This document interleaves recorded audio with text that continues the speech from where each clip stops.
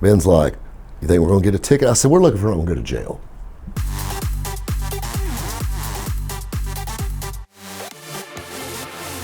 I've been extremely fortunate. You know, I get asked this question all the time. They said, Rabbit, what's the worst speeding ticket you've ever gotten? Or Rabbit, have you ever had any run-ins with the law or the cops or anything along like that? And I really haven't. You know, I got a lot of cop friends, so that's helpful. And I've never really had any tickets stick. And I've never really got into any bad traffic trouble. I was thinking about the only speeding ticket I've ever had that stuck. I was driving like 10 miles over, and it got written to me by a trainee cop. I didn't even have a real cop. That was my only thing that aggravated me about it. But a funny story about me and the cops was one back in my high school days. You know, everybody knows about the Trans Am, and everybody knows about the Mustangs. Well, I had one Mustang that I loved. I bought it myself. It was a 94 Mustang GT convertible. I absolutely loved this car. And I think the reason I loved it is because I had to work so hard to get it. This was in 98, so it's about 4 years old. It was a salvage car. We bought it at a salvage auction. I still know the VIN number on that car, which is crazy by heart, because I used to have it to get parts for it. When it was new, I was ordering the body parts for it. You know, the car had been hit harder than Joe Frazier. I mean, it was murdered, but it was this beautiful triple black GT.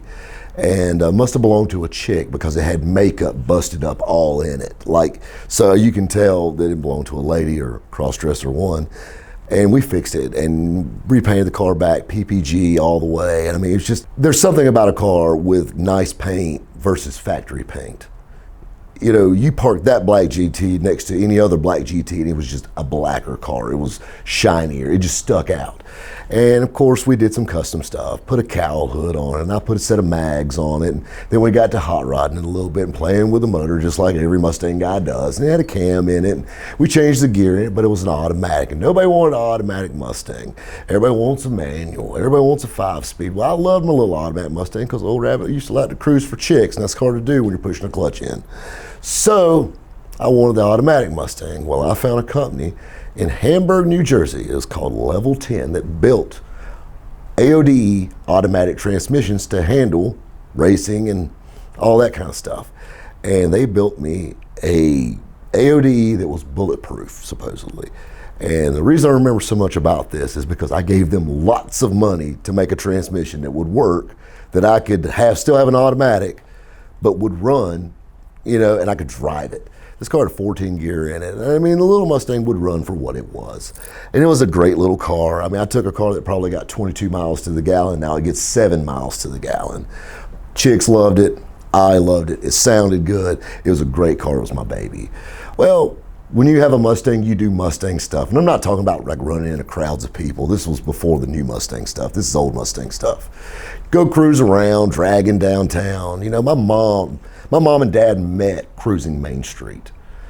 And I mean, I met my first wife cruising Main Street.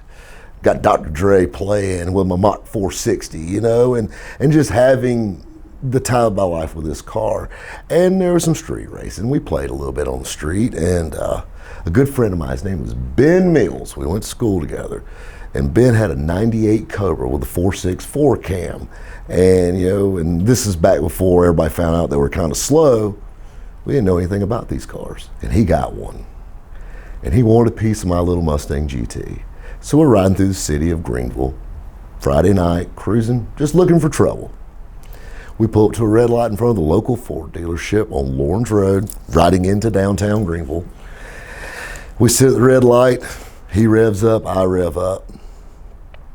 We take off. Light turns green, we're gone. I'm in it to win it, and I got about a car length and a half on this white Cobra. Little black Stang had led me wrong. Blue lights behind us, instantly. Keep in mind, I'm driving this Mustang that's very loud, moving very fast, with a lime green dealer tag on the back, with a tinted tag cover over it, which makes it even worse. So, put my blinker on. I pull in. There's a little shopping center to the right, so I pull in. Ben keeps going. First thing the cop asked me, who's that guy in the white Mustang? I have no idea. He says, I need to see your license. It's a dealer car? You got a registration for this? I showed him my insurance paperwork for the tag. Gave him the spiel that every car lot kid tells every cop, yeah, we're selling it, whatever. And, with my high school tassels hanging in the rearview mirror, my big horrendous folder of CDs in the seat. I mean, just horrible. So I go to get out, and as I handed him my information, I heard a Mustang. And it was my buddy Ben. He came back. And the cop said, really?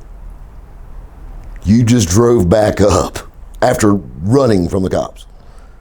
He goes, yeah, I thought about it, and it's just not right to leave my buddy behind. I had a perfectly good lie going, and you had to f it up, Ben. But anyway, so now it's Mr. Black Mustang, Mr. White Mustang, license and registration. So here we are. I go to get in my car and grab a cigarette. Don't move. So we're leaning against the back of our cars. Ben's like, you think we're gonna get a ticket? I said, we're looking for not gonna go to jail. You moron. And just back and forth, back and forth, back and forth. He's in his car. It's a little cool out, it's fall. Everybody in town knows me, honking the horn, people driving by. I'm just leaning there, thinking of the lie I'm gonna tell my father. Just dreaming up, you won't believe what happened. Of course, I had my cell phone in the car. My phone's ringing in the car. Obviously, I'm not going for that because I can't move. So I'm sitting there. 45 minutes passes. We're leaning against our car. Like, my feet are going numb at this point. The thing that was crazy is I cut my car off and left the park lights on. I don't know why I did that. I thought it was cool or something. I don't know, but I left the park lights on. And my car, I'm thinking the whole time, because my car had underdrive pulleys on it. And they don't charge the battery that great. I'm thinking to myself, that's great. This car's not going to start on top of it. But anyway, and I wanted to cut my headlights off, but I couldn't move. I wanted to get my phone, but I couldn't move. And the more people that drove by, the more my phone started ringing. So we're leaning against the car, and we're leaning just back and forth, back and forth. Ben's won't know what he's going to tell his parents. He's like, what am I going to tell them? I said, I don't know, probably a good lie. That's what I do. Back and forth, back and forth. He's looking at her stuff, and then he gets on his phone. I'm like, he's probably calling a tow truck. We're going to jail. We're going to jail. I said, yep.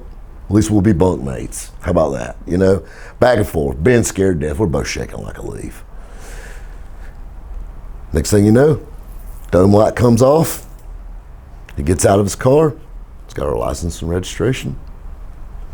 He walks over to us. He goes, Mr. Black Mustang, Mr. White Mustang. Had a blue ticket folded over our driver's license and our information. He said, listen, I like Mustangs. I was young once. I like cool cars. And I love racing. But I'm not dumb enough to do it in the city of Greenville. He said, if you guys want to get out on a back road and kill yourself, I could care less. Just don't do it on my city streets. Have a great night. He gets in his car. We still haven't moved yet. He gets in his car and backs out. So I opened it up. It was a warning ticket. And warning tickets in South Carolina is just a blue ticket, like a regular ticket, but it's got boxes, parking or, something dumb, just like these little lists of things that had other with a square. Checked, street racing. We both got written a warning ticket for street racing. So that was a really cool cop story. And the thing that blew my mind was, why he kept us pulled over for so long? Well, a few years went by.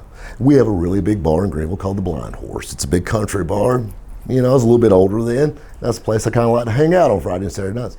Well, guess who's working the door? That same cop. And I told him, I said, buddy, you may not recognize me. He said, I know exactly who you are. I said, I've got one question for you.